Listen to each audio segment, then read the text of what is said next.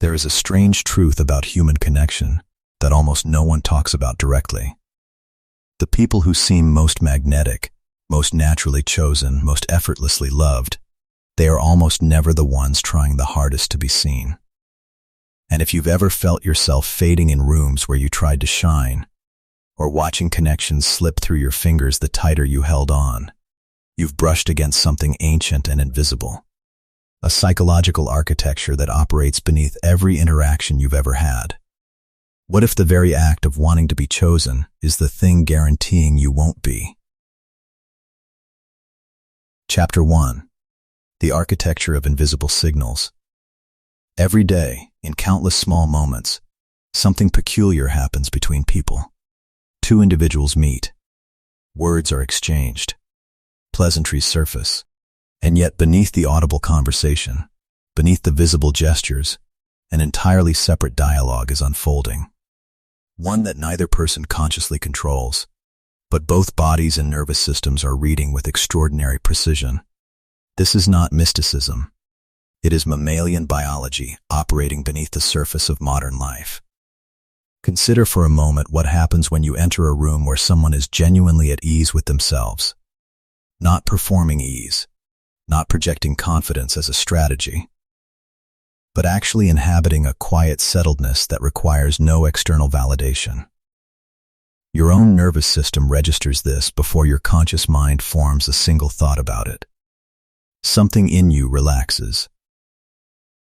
Something in you recognizes safety, and without any logical reason, you find yourself wanting to be nearer to that person. Now consider the opposite. Someone enters the same room needing something from everyone in it, not stating that need aloud, but carrying it invisibly in the micro-tensions of their face, in the slightly too quick smile, in the way their eyes scan for approval between sentences. Your nervous system registers this too. And something in you subtly pulls back, not unkindly, involuntarily, as if your body knows something your mind hasn't yet named. This is where the mystery of human attraction actually lives, not in techniques or strategies or carefully constructed images, but in the invisible architecture of what you are broadcasting from the deepest layer of your being, when you think no one is watching. And most people spend their entire lives never realizing that this layer exists, let alone that it is constantly shaping every relationship they enter. So the question becomes not, how do I make people want me? But something far more unsettling. What am I actually transmitting when I stop performing? Chapter 2. The Exhaustion You Cannot Name. There is a particular kind of tiredness that sleep does not fix. It accumulates in the background of a life spent adjusting. Adjusting your tone to match the room. Adjusting your opinions to avoid friction. Adjusting your presence to be more palatable, more acceptable. More of whatever you've learned gets you approved. It doesn't announce itself dramatically. It simply settles into the body like a low-grade fever you've forgotten you're carrying. You might recognize it in the quiet moment after a social gathering. Everyone has left. The performance is over. And instead of relief, there's a hollow ache. Not sadness exactly. More like the echo of all the energy you just spent being a version of yourself that isn't quite true. You can't point to anything wrong. You were charming enough. You said the right things. People seem to like you, but somewhere beneath the surface success, something in you feels depleted, borrowed from, as if you gave away pieces of yourself that you'll never get back. This exhaustion has a psychological name, though we rarely apply it to everyday life. Carl Jung called it the strain of the persona, the energy cost of maintaining a mask that doesn't match the face beneath it. And here's what makes it dangerous. The longer you wear it, the harder it becomes to recognize that you're wearing anything at all. Imagine someone who, from a very young age, learned that their natural responses were too much, too emotional, too sensitive, too inconvenient, not through cruelty necessarily, but through the 1,000 small corrections that childhood delivers. Don't be so dramatic. Calm down. Why are you crying about that? Just be reasonable. None of these statements are malicious, but cumulatively they send a clear message. Your authentic inner state is not welcome here. Adjust it. Package it. Make it easier for others to digest. And so the child learns. They become very good at reading rooms. They develop an almost psychic ability to sense what others need and become that thing preemptively. They get praised for being mature, for being easy, for being such a good listener. What no one says aloud is that they're watching a small self go into hiding. By adulthood, this person has become extraordinarily skilled at relationships. They know how to make others feel comfortable. They know how to avoid conflict. They know how to be chosen. But somewhere in the quiet hours, they can feel that something essential has gone missing. Not lost exactly, just buried so deep they're no longer sure how to find it. And this is where the cycle of chasing truly begins. Not in the obvious pursuit of another person, but in the subtle, lifelong pursuit of an external validation that might finally convince them they are enough. Because when you cannot feel your own worth from the inside, you become dependent on mirrors.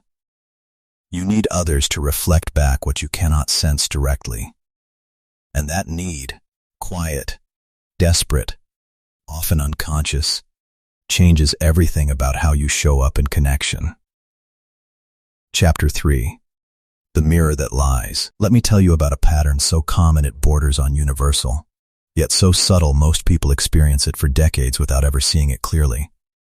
A woman, let's call her Sarah, begins a new relationship. The first weeks are electric. He's attentive. He texts consistently. He seems genuinely interested in her inner world. And for a brief, beautiful window, Sarah feels something she rarely feels. Safe. Seen. Perhaps even chosen in a way that might finally quiet the background hum of not-enoughness she's carried since adolescence. Then one day, the text takes 4 hours instead of 40 minutes. Objectively, nothing has happened. He's at work. He's busy. He's living his life exactly as he should. But inside Sarah's nervous system, an ancient alarm begins to sound.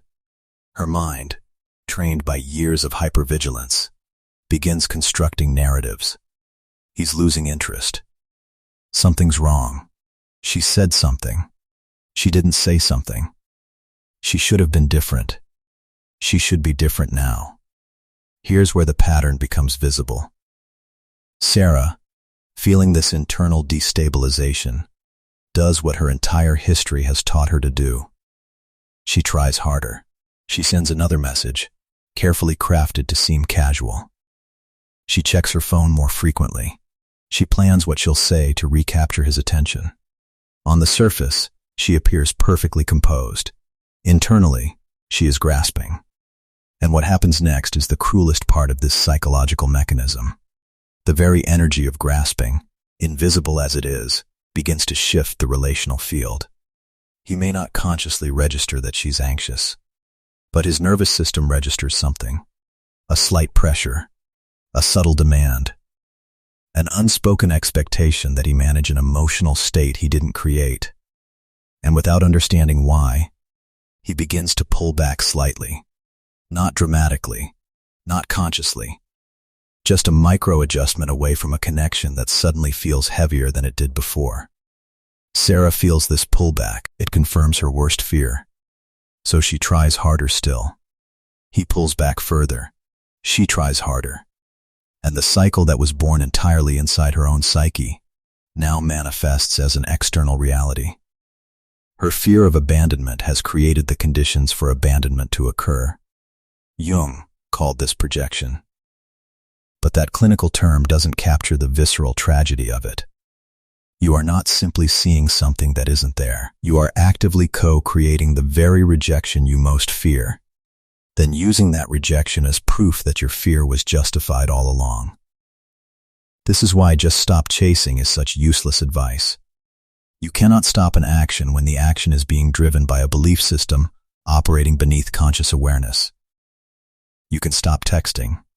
You can stop initiating. You can perform nonchalance with Oscar-worthy precision. But if the internal grasping remains, If your nervous system is still scanning for threats, still waiting, still needing, that energy will leak through. It always does. Through the timing of your responses, through the things you don't say, through the tension you carry into every interaction. The prison is not in the behavior. The prison is in the identity that generates the behavior. Chapter 4, The Origin Wound. To understand why some people chase and others naturally attract, we have to go somewhere most self-help content refuses to visit. We have to go back to the original formation of the self, to the moment you learned whether love was something you simply were, or something you had to become worthy of receiving. This is not about blaming parents or excavating childhood trauma for its own sake. This is about recognizing that every human being receives a fundamental message in their early years, not through words, but through the quality of attention they receive when they are most authentic. When you cried as an infant, was the response warm and attuned, or was it delayed, inconsistent, or tinged with irritation? When you expressed joy, was it mirrored back to you, or was it met with distraction? When you were simply being, not performing, not achieving, not pleasing, was that enough? None of this happens in dramatic moments. It happens in the 1,000 tiny interactions that form the bedrock of your implicit knowing about what you are and what you deserve. And by the time you have language to describe any of it, the knowing has already sunk beneath the surface, operating as the invisible operating system of your relational life. Some people, a fortunate minority, receive a clear, consistent message. You are inherently valuable. Your feelings matter. Your presence is a gift, not a negotiation. These people grow up with what psychologists call secure attachment. They do not need to chase because they never learned that love must be earned. They simply expect to be treated well, and this expectation, quiet, unforced, unquestioned, shapes every relationship they enter. But many others receive a more complicated message.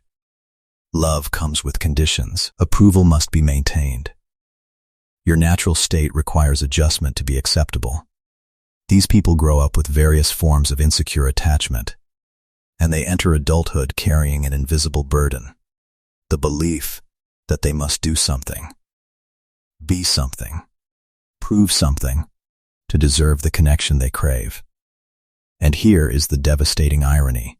The very strategies they develop to secure love, the hypervigilance, the people-pleasing, the careful self-monitoring, the strategic pursuit, are the very things that ultimately push love away. Not because they are unworthy, but because the energy of grasping is fundamentally incompatible with the energy of genuine connection. Connection requires two sovereign beings meeting in a space of mutual freedom. Chasing requires one person abandoning themselves in pursuit of another's validation. These are not variations of the same thing. They are opposites, and no amount of technique can transform one into the other. Chapter 5. The Invisible Weight of Unlived Life. There's a concept in depth psychology that rarely makes its way into popular conversation, perhaps because it's too uncomfortable to sit with for long. Jung called it the shadow, the repository of everything about yourself that you've learned to disown.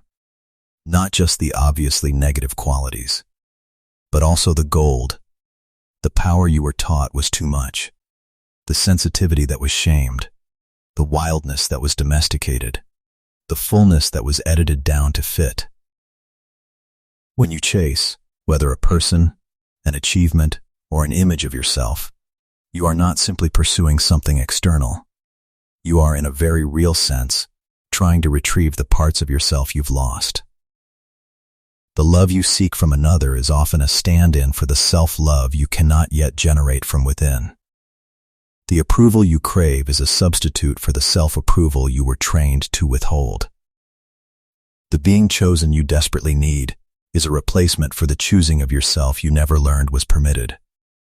This is why chasing is so exhausting and so futile. You are trying to fill an internal void with external validation. But external validation is like salt water for a thirst that only self-recognition can quench. The more you drink, the thirstier you become. Consider what actually happens in the body when you're in a state of pursuit. Your nervous system is activated. Cortisol levels rise.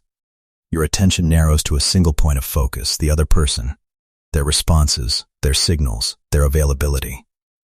You are, in a neurobiological sense, in a low-grade threat state. Your system is scanning for signs of rejection, abandonment, or loss. This is not a state conducive to genuine connection. It is a state conducive to survival. And survival energy does not attract. It repels. The person who is not chasing is not in this state. Their nervous system is regulated. Their attention is broad and receptive, rather than narrow and grasping.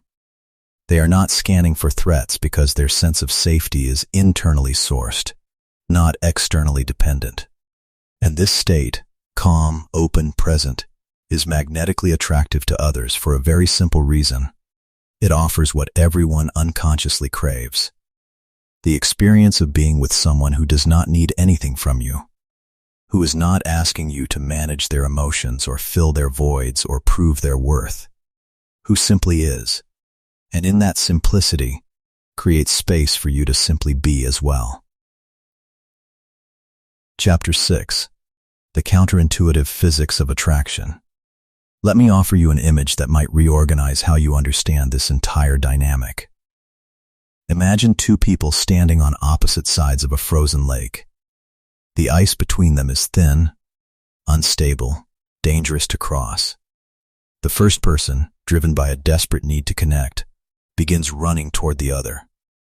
Every step cracks the ice further. Every movement toward the other actually makes the crossing more impossible. The very intensity of their approach is destroying the ground required for meeting. The second person, seeing this, does something counterintuitive.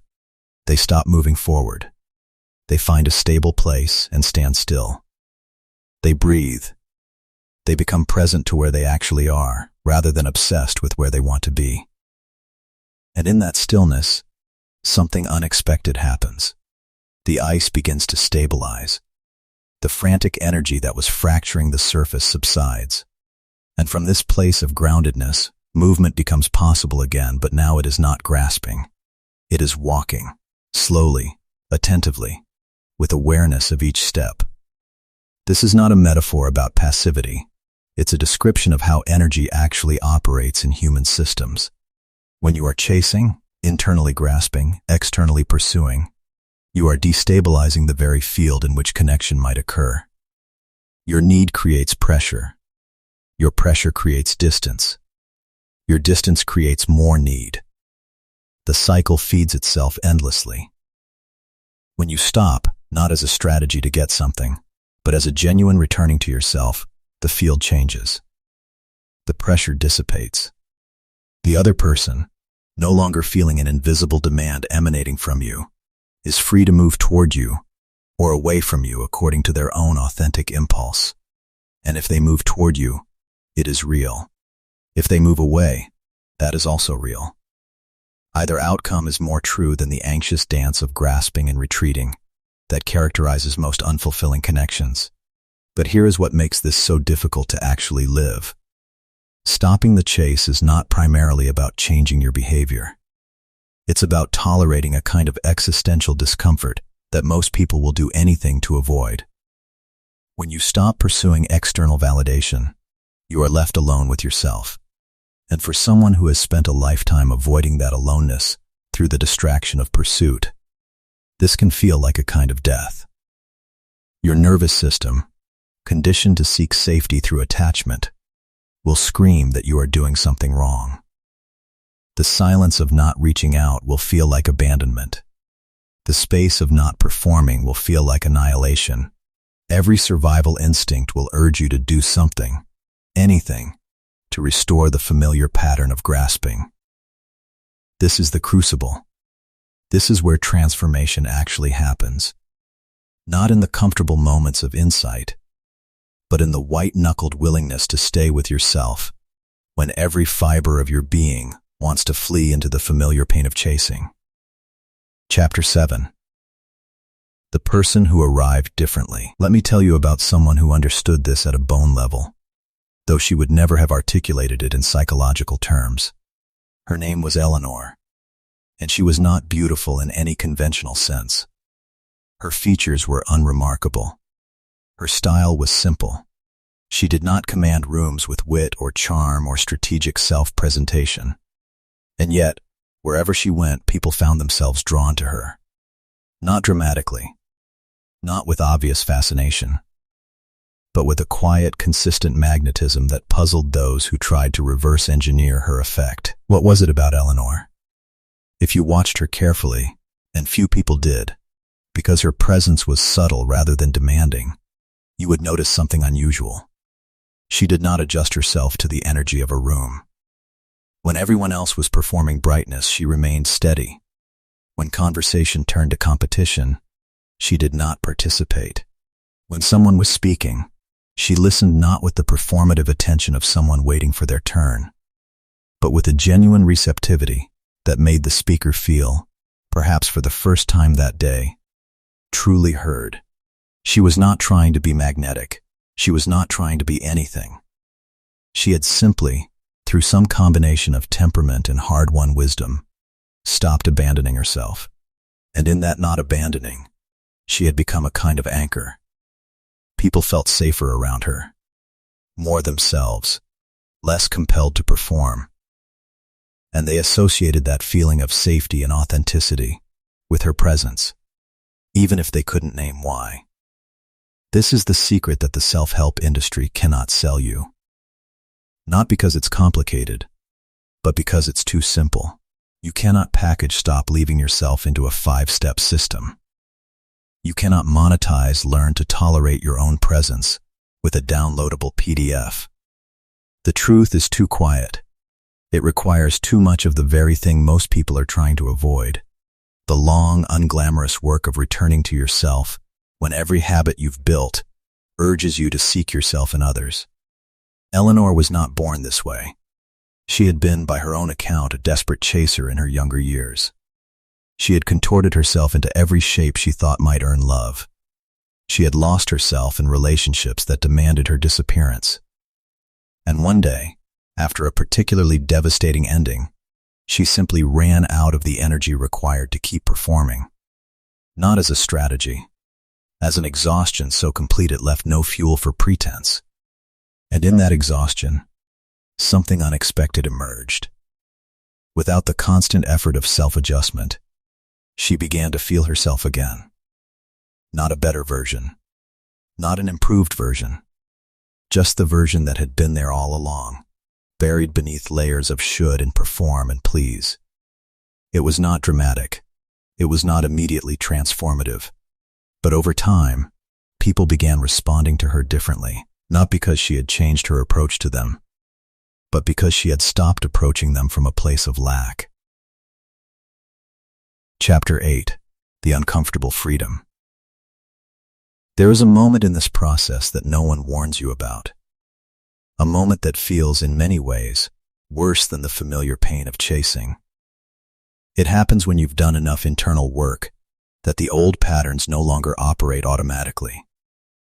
You feel the urge to reach out, to explain, to fix, to pursue, but you don't act on it. You sit with the discomfort. You breathe through the anxiety. You stay with yourself instead of fleeing into the other. And in that staying, something opens up. A space, a silence, a kind of terrifying freedom. At first, this freedom feels like emptiness. You've spent so long defining yourself through pursuit that when pursuit stops, you're not sure who you are. The familiar drama that gave your days shape and meaning is gone. The emotional roller coaster that you mistook for aliveness has quieted. And in the quiet, you must face something you've been running from your entire life. Yourself. Not the self you present to others. Not the self you're trying to become. But the self that exists beneath all the strategies and performances and desperate grasps for validation. This is the threshold that separates those who genuinely transform from those who find new, more sophisticated ways to chase. It is one thing to understand intellectually that you don't need external validation. It is another thing entirely to sit in the fire of your own unvalidated existence and discover that you survive it, more than survive, that something in you, long buried, begins to stir.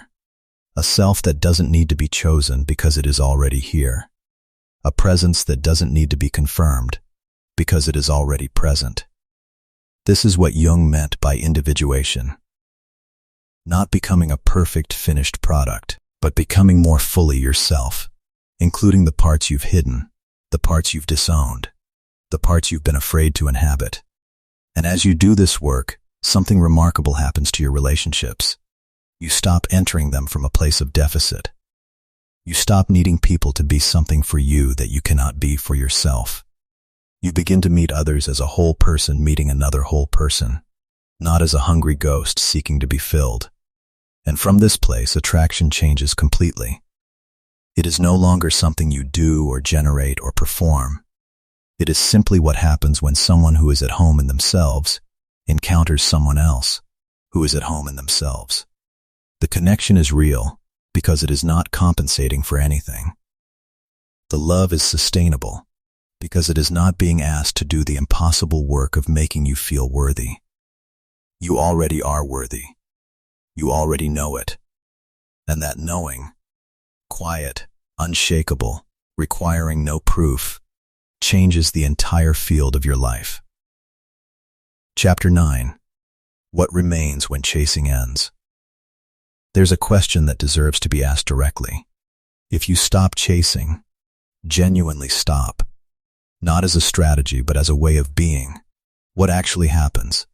Not in the fantasy version where the person you've been pursuing suddenly realizes your worth and comes running back, but in the real version, where the only guaranteed outcome is that you will be left with yourself.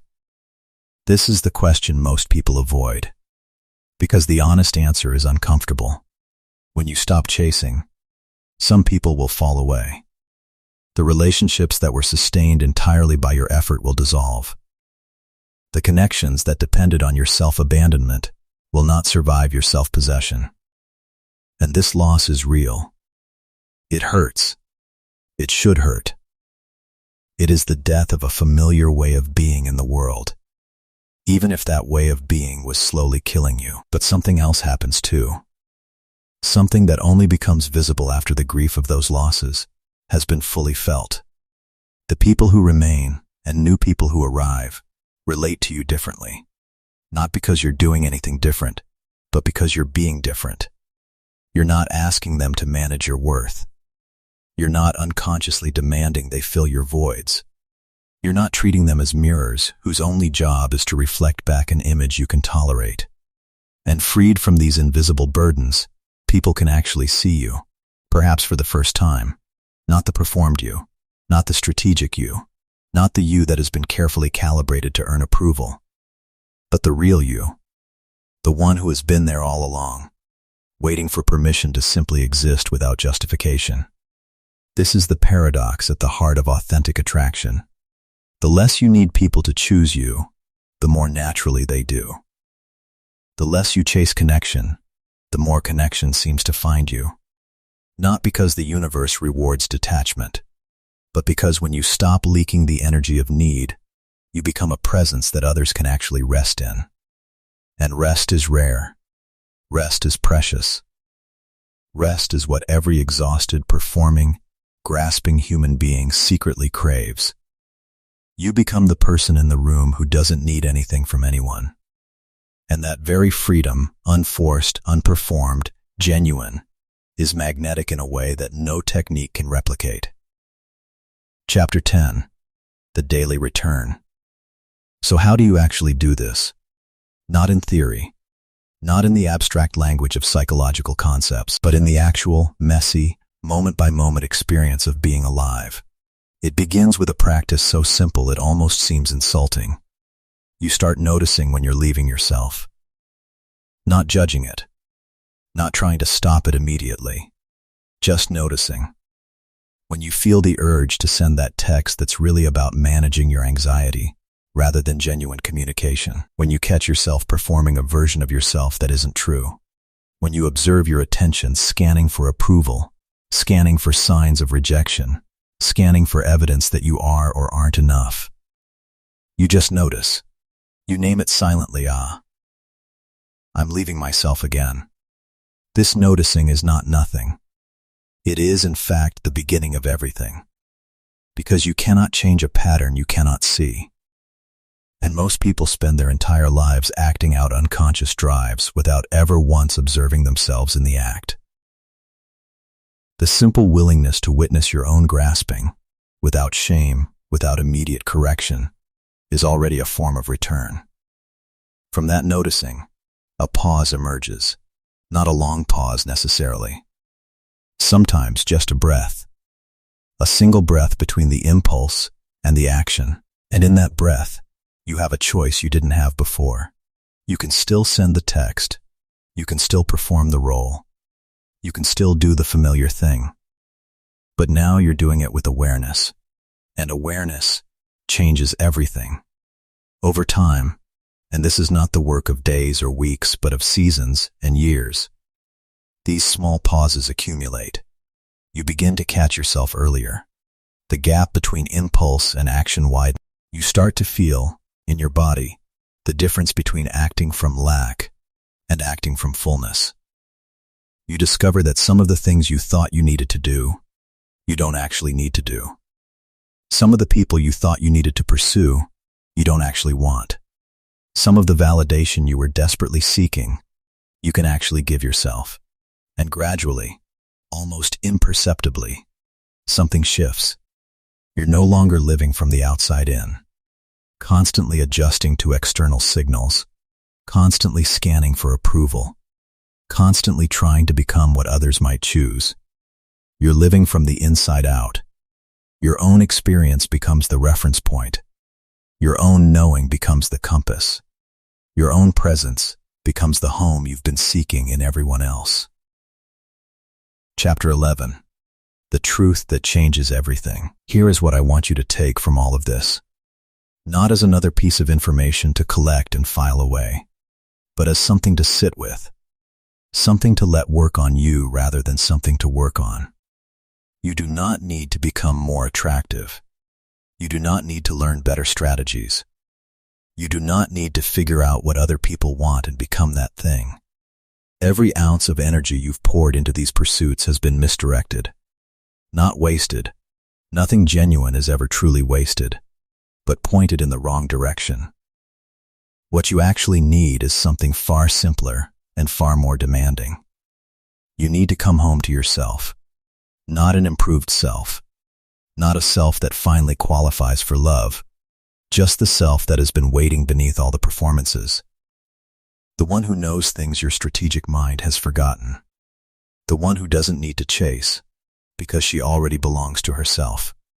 This is not a journey that ends. There is no arrival point where you are permanently, unshakably self-possessed and never again feel the pull of old patterns. The pull will come. The anxiety will surface. The urge to grasp will arise. But something will be different. You will recognize it. You will have a relationship with it rather than being consumed by it.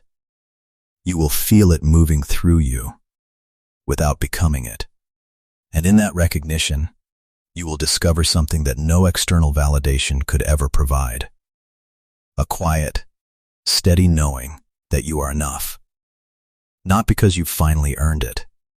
Not because someone has finally confirmed it, but because you've stopped running from the truth that was always there, waiting for you to stop chasing long enough to feel it.